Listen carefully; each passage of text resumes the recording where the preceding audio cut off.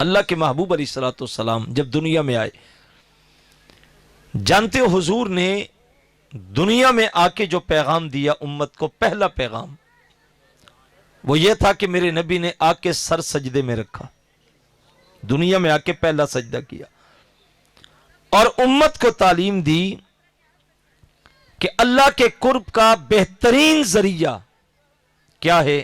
سجدہ ریزی ہے۔ جس بندے کو سجدہ نصیب نہیں ہے،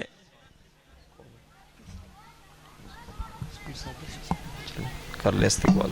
نعرہ تکبیر، نعرہ رسالت، نعرہ رسالت، نعرہ حیدری، علماء حق اہل سنت۔ ماشاءاللہ ہماری خوشبختی، رونق محفل، زینت محفل، صدر محفل، جان محفل، پیر طریقت، رہبر شریعت، فخر السادات حضرت صاحبزادہ پیر سید صابر حسین شاہ صاحب دامت برکات القدسیہ، سجادہ نشین آستانہ عالیہ گوشت جیسے گجرات، آپ تشریف آئے، آپ کو دل کی اتھا گہرائیوں سے خوش آمدید کہتا ہوں۔ تو میں عرض کر رہا تھا کہ حضور علیہ الصلوۃ والسلام نے آ کے پہلا پیغام دیا تھا نماز کا۔ حضور نے سجدے میں سر رکھا۔ میں اور آپ آج کی اس محفل کے اندر اس بات پہ غور کریں کہ ہماری زندگی میں وہ نماز موجود ہے یا نہیں ہے۔ میں معذرت چاہوں گا، ہمارے یہاں یہ ایک رسم اور رواج بن گیا ہے کہ عشاء کی نماز پڑھنے کے بعد اعلان ہوتا ہے کہ نماز پڑھی جا چکی ہے، محفل شروع ہو رہی ہے، مسجد میں آ جائیں۔ اگر ضمیر زندہ ہو تو یہ اعلان ہی بندے کو شرمسار کر دیتا ہے۔ بھائی محفل فرض نہیں ہے، یہ صرف دین کے قربت کا ذریعہ ہے، دین سیکھنے کا ذریعہ ہے، رسول اللہ کی محبت کا ذریعہ ہے، لیکن نماز فرض ہے۔ جب تک پڑھیں گے نہیں کندھوں سے قرض اترے گا نہیں۔ اور فرمایا گیا قیامت کے دن سب سے پہلے اللہ جس چیز کا حساب لے گا وہ نماز ہے۔ نماز کے بارے میں پوچھا جائے گا، بے نمازیوں کو ہانکا جائے گا جہنم کی طرف۔ ان کے دیکھنے والے پوچھیں گے ما سلککم فی سقر، تمہیں کیوں دھکیل کے لے جا رہے ہیں؟ تو بول کے کہیں گے لم نک من المصلین، ہم اس لیے لے کے جا رہے ہیں کہ ہم نماز نہیں پڑھا کرتے تھے۔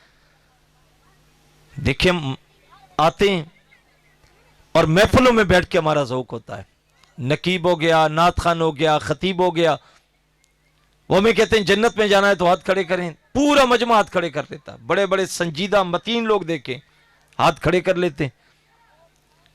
مدینے میں جانا ہے تو زور سے سبحان اللہ کہیں، پھر ایک شور مچا ہوتا ہے۔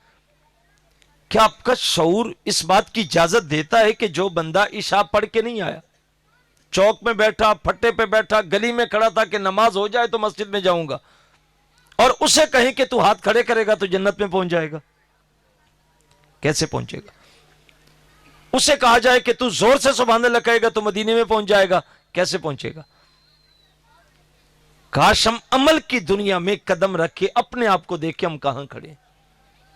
ہماری قوم کا المیہ یہ ہے کہ 12 ربیع الاول کے دن بھی مسجدیں خالی ہوتی ہیں، رش جلوس میں لگا ہوا ہے، نعرے لگ رہے ہیں، جلوس نکالے جا رہے ہیں، اور ہمیں یہی نہیں پتا کہ ہم نے کرنا کیا اور کیا نہیں کرنا۔ ایک تو نماز کی تلقین کی گئی، اور دیکھیں سارا کچھ ہم اس لیے کرتے ہیں کہ حضور علیہ الصلوۃ والسلام کی محبت میں کر رہے ہیں، حضور راضی ہو جائے۔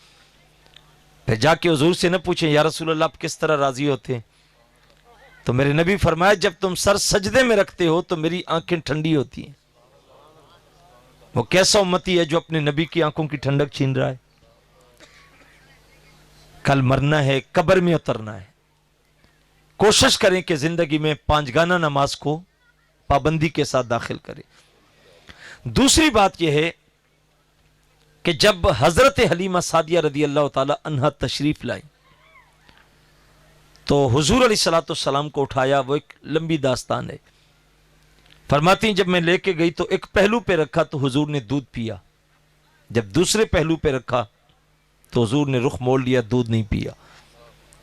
سیرت نگار کہتے ہیں کہ بچہ ماں کے دونوں پہلوؤں سے دودھ پیتا ہے، ہوتا ہی بچے کے لیے۔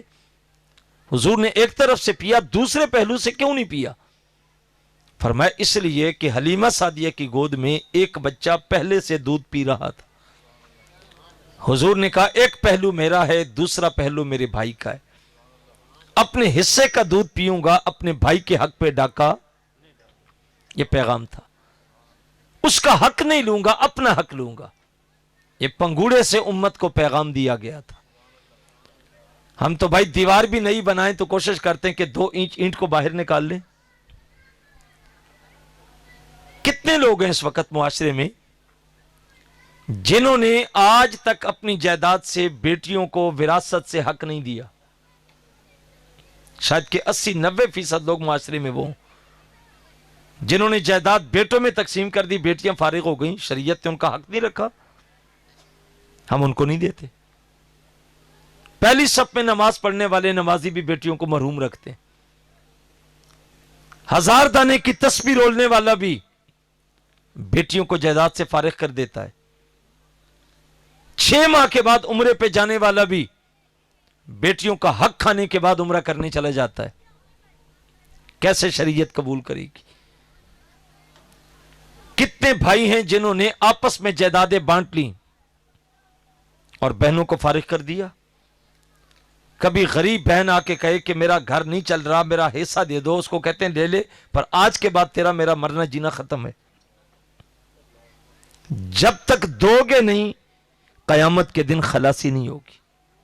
یہ ذہن میں رکھ لیں، آپ جتنے مرضی مؤثر ہو جائیں، جب تک دوسروں کے حق پہ ڈاکہ ڈال کے رہو گے، قبضہ کر کے رکھو گے، کوئی عمل بھی اللہ کی بارگاہ میں قبول نہیں ہوتا، جب تک ان کا حق ان کو واپس نہیں کر دیتے۔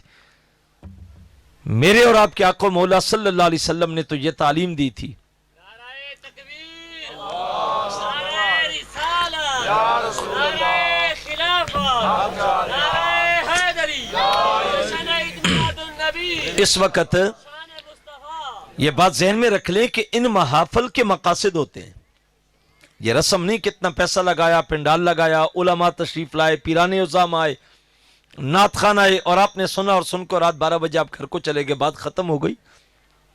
ان کے مقاصد ہوتے ہیں، کسی مقصد کے لیے اجتماع ہوتا ہے تاکہ ہم اپنے آپ کو حضور کے قریب کریں، حضور کا ذکر بھی کریں، حضور کو بھی منائیں، اور حضور علیہ الصلوۃ والسلام کی بھی مانیں۔ جو حضور کہہ کے گئے، جو دین دے کے گئے، جو طریقے دے کے گئے، وہ ہماری زندگی میں اگر نہیں ہے تو پھر ہم کس کام کے؟ اللہ کے رسول کی زندگی ہمارے لیے نمونہ رکھی گئی، اور ہم کہاں کھڑے؟ صحابہ نے حضور سے محبت کی تھی۔ حضرت ابو ہریرہ رضی اللہ تعالیٰ عنہ کے بارے میں آتا ہے، مدینے سے نکلتے، جو راستہ مدینے میں داخل ہوتا اس میں کھڑے ہو جاتے، باہر سے جو آتا اس کو روک کے پوچھتے کہ تو نے حضور کو دیکھا ہے؟ اگر اس نے ملاقات کی ہوتی تو وہ کہتا کہ مجھے یہ سعادت ملی ہے، اس کو کہتے چلی جاؤ۔ کوئی ایسا شخص آتا جو کہتا کہ میں حضور کو زندگی میں نہیں دیکھ پایا، اس کو پکڑ کے بٹھا کے فرماتے آ بیٹھ، میں تجھے بتاؤں حضور کیسے تھے۔ حضور کا نقشہ کھینچتے تھے تاکہ امت حضور کے قریب پہنچے، حضور سے تعلق جڑے، اور دوسرا کام یہ کریں کہ اپنی نسلوں کا تعلق اپنی زندگی میں اپنے نبی کے ساتھ جوڑ کے جائے۔ یہ ہمارا حق ہے، ہم نے شاید کہ اس کی طرف کبھی توجہ نہیں دی۔ ہمارا حق بنتا ہے کہ اپنے بچوں کی تربیت۔ ایک زمانہ تھا کہ جسم اغوا ہوتے تھے، بندہ اغوا کر کے لے گئے، اب بندہ اغوا نہیں ہوتا، اب صرف دماغ اغوا ہوتے ہیں۔ بچے آپ کے پاس ہوتے ہیں، دماغ کسی اور کے ہوتے ہیں، یا سوشل میڈیا کے ذریعے، موبائل کے ذریعے بچے ہمارے ہاتھوں سے نکل رہے ہیں۔ آپ نے کبھی مرغی دیکھی ہو؟ اس کے انڈوں سے جب بچے لینے ہوتے ہیں تو مرغی کے انڈے مرغی کے نیچے رکھتے ہیں، لیکن بطخ کے انڈوں سے بچے لینے ہو تو بطخ کے نیچے انڈے نہیں رکھتے، بطخ کے انڈے بھی مرغی کے نیچے رکھتے ہیں، اور مرغی توجہ دیتی ہے اور انڈے پھٹتے ہیں تو مرغی کے انڈوں سے مرغی کے بچے اور بطخ کے انڈوں سے بطخ کے بچے نکلتے ہیں۔ گھر والے بطخ کے ساتھ مرغی کے ساتھ بچوں کو رکھتے ہیں، تھوڑے سے کوا مضبوط ہو گئے، گھر والوں نے دروازہ کھولا، باہر نکالا، سامنے چھپڑ تھا، مرغی کے بچے، مرغی کھڑی ہے، بطخ کے بچوں نے سیدھا جا کے چھال ماری پانی میں۔ مرغی بیچاری کھڑی کی کھڑی رہ گئی کہ پیدائش میرے نیچے ہوئی، پالا ان کو میں نے، سنبھالا میں نے، اور مجھے چھوڑ کے چلے گئے۔ یہی حال ہمارے ساتھ ہو رہا ہے۔ بچے جنم ہم دیتے ہیں، پرورش ہم کرتے ہیں، خرچ ہم کرتے ہیں، غذا ہم دیتے ہیں، دوائیاں ہم دیتے ہیں، لباس ہم دیتے ہیں، لیکن جب کل پڑھ کے یونیورسٹی میں پہنچتے ہیں تو دماغ مغرب اغوا کر کے لے جاتا ہے. ہمارے ہونے کے باوجود ہمارے نہیں رہتے. بچپن سے دیا ہوا سبق ماں باپ کا بچے کبھی نہیں بھولتے. میں ایک چھوٹا سا واقعہ آپ کے سامنے رکھ کے گفتگو کا اختتام کرتا ہوں. ایک بچہ تھا اسکول میں، استاد کو ٹاسک دیا گیا کہ بچوں کو مقابلے کے لیے تیار کریں. بچے کو استاد نے کہا کہ بیٹا یہ کلام آپ نے یاد کرنا ہے، وہ نبیوں میں رحمت لقب پانے والا، مرادیں غریبوں کی بھر لانے والا. بچے نے یاد کیا. دوسرے دن استاد نے کہا بھائی سناؤ. اس نے پڑھا کہ وہ نبیوں میں رحمت لقب پانے والے، مرادیں غریبوں کی بھر لانے والے. استاد نے کہا والے نہیں، شاعر نے والا لکھا ہے. بچہ دوسرے دن مقابلہ تھا، مقابلے میں آیا، پرنسپل بیٹھا ہے، جج بیٹھے. بچے نے پھر وہی پڑھا، وہ نبیوں میں رحمت لقب پانے والے. پرنسپل نے کہا کہ استادوں کو کہ بھیا بچوں کو تیاری کیوں نہیں کراتے، توجہ کیوں نہیں دیتے؟ شاعر کچھ لکھتا یا کچھ پڑھ رہے ہیں تو مطلب آپ نے تیاری نہیں کروائی. استاد کی بڑی انسلٹ ہوئی، بے عزتی ہوئی. اچھا دوسرے دن چھٹی کر کے تیسرے دن آئے تو استاد کم تھے، تو پرنسپل نے اسی استاد سے کہا کہ یہ کلاس بھی اپنے ساتھ بٹھا لے اور تھوڑا سا ٹائم ان کو بھی دے دے. استاد جب کلاس میں گیا تو اس نے کہا کہ بھائی بچوں سے مختلف سوال کیے، تو اسی بچے سے پوچھا کہ ہمارے نبی کا نام کیا ہے؟ بچہ چپ کر کے بیٹھا. استاد پھر پوچھتا نبی کا نام کیا ہے؟ چپ کر کے بیٹھا ہے. استاد نے سوٹی منگوائی. اسے لگا کہ شاید یہ میرے ساتھ کوئی ضد کر رہا ہے کہ کل میں نے کلام اور بتایا، اس نے اور طرح پڑھا، پھر میری بے عزتی ہوئی، آج میں پوچھنا چاہ رہا ہوں بتا نہیں رہا. اس نے اچھا خاصا مارا. بچہ عزت دار تھا، کبھی مار نہیں پڑی، کبھی بے عزتی نہیں ہوئی کلاس میں. آج جب مار پڑی تو بہت رویا.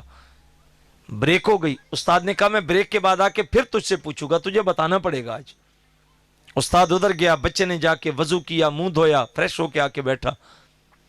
استاد بریک کے بعد دوبارہ آیا، سوٹی پکڑی، سیدھا اسی بچے کے ساتھ. ہاں جی بتاؤ ہمارے نبی کا نام. اس نے ہاتھ باندھ کے کہا حضرت محمد صلی اللہ علیہ وسلم. استاد نے کہا اتنی سی بات تھی تو اتنی مار کھائی تو پہلے بتا دیتا. اس نے کہا حضور مسئلہ یہ تھا کہ پہلے میرا وضو نہیں تھا، میں نے حضور کا نام بغیر وضو کی نہیں لینا تھا، کیونکہ مجھے گھر سے تعلیم یہ دی گئی تھی.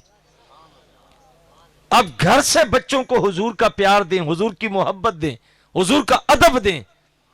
یہ نہیں ہو سکتا کہ پھر زمانے کی ہوائیں اس کو اڑا کے لے جائیں. وہ جہاں بھی جائے گا وہ رسول اللہ کا مخلص ہوگا، حضور سے محبت کرے گا. لیکن ہم نے وہ کام کیا نہیں. نہ خود حضور کے قریب ہو سکے، نہ نسل کو حضور کے قریب کر سکے. صاحب ان محافل میں آنے کا مقصد یہی ہوتا ہے ہم خود بھی کچھ سیکھیں، اپنی نسل کو بھی حضور کے قریب کریں. اور ماؤں کا کردار بھی ایسا ہونا چاہیے، اور ہمارا کردار بھی یہ والدین کا بھی یہی ہونا چاہیے کہ خود بھی حضور کے ساتھ جوڑیں، اپنے بچوں کو جوڑیں. آج دیکھیں پوری دنیا میں اس وقت جو حالات ہیں وہ کسی سے مخفی نہیں. مٹھی بھر لوگ ہیں جو اس وقت قبلہ اول کی آزادی کی جنگ لڑ رہے ہیں، اور جتنا دشمن تھا الکفر ملت واحدہ، سارا کفر جمع ہو چکا اسرائیل کے ساتھ. اور وہ جو تھوڑے سے لوگ تھے بیچارے یک تنہا ہیں، ان کے ساتھ کوئی کھڑا ہونے کو تیار نہیں. ہم آج بے توقیر کیوں ہیں؟ ہماری عزت کیوں نہیں، قیمت کیوں نہیں، قدر کیوں نہیں؟ کیونکہ ہم مرکزیت کو کھو چکے ہیں. وہ کہتے ہیں کہ بندہ انگور لینے گیا نا ریڑھی پہ، اس نے کہا انگور کس طرح ہیں؟ اس نے کہا یہ جو گچھے پڑے ہیں یہ 200 روپے کلو ہیں، اور یہ جو دانے سنگل پڑے ہیں یہ 80 روپے کلو ہیں.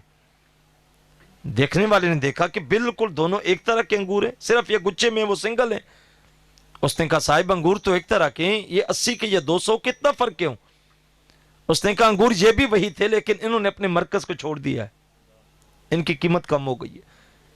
جب مرکز سے ٹوٹ جائیں گے، اجتماعیت سے ٹوٹ جائیں گے تو قیمت ختم ہو جائے گی، جیسی امت مسلمہ کی ختم ہوئی ہے. لیکن یاد رکھو اللہ وہ ہے جو ابابیلوں سے ہاتھی مروا لیتا ہے. وہ چاہے گا تو وہ انہی لوگوں کے ذریعے قبلہ اول کو آزاد کروا لے گا. بات آزادی کی نہیں، بات ہمارے امتحان کی ہے کہ ہم کہاں کھڑے. کیا ہم فیس بک کے ذریعے بھی ان کے ساتھ 2 جملے محبت کے نہیں لکھ سکتے؟ کیا ہم اتنا بھی نہیں کر سکتے کہ اسرائیلی جو ان کی جو ہے وہ ان کی چیزیں ہیں अशिया हैं उनका बाइकाट कर ले, हम वो भी नहीं कर पा रहे। चीजें उनकी इस्तेमाल कर रहे हैं, खरीदारी उनसे कर रहे हैं, वो जो पैसा ले रहे हैं हमसे वो फिर जाके वहां गोलियां खरीद के उन्हीं इसराइलियों को देते हैं, और हमारी छोटी छोटी बच्चियां जो मलबों के नीचे से निकाली जा रही, और जो है वो आबादी के ऊपर इस तरह बमबारी हो रही है। तो हम कहां खड़े हैं ये हमें देखना है। इन प्रोग्रामों का मकसूद यही होता है कि हम अपने आप को हुजूर के करीब कर दें। अल्लाह की बारगाह में दुआ है कि अल्लाह एक एक जुमला अपनी बारगाह में कबूल फरमाए, और जो कहा गया सुना गया अल्लाह उसको कबूलियत अता फरमाए। जितने बुजुर्ग आए, उलमा तशरीफ़ लाए, पीरानी उज़ाम आए, अल्लाह इनका साया तादेर मिल्लत इस्लामिया पे कायम और दायम रखे। और बिलखसूस हमारे मुंतज़िमीन जिन्होंने इस खूबसूरत बज़म को मुनक्किद किया, अल्लाह उन्हें बरक़ात से माला माल फरमाए। वमा अलैया इल्लल बलागुल मुबीन।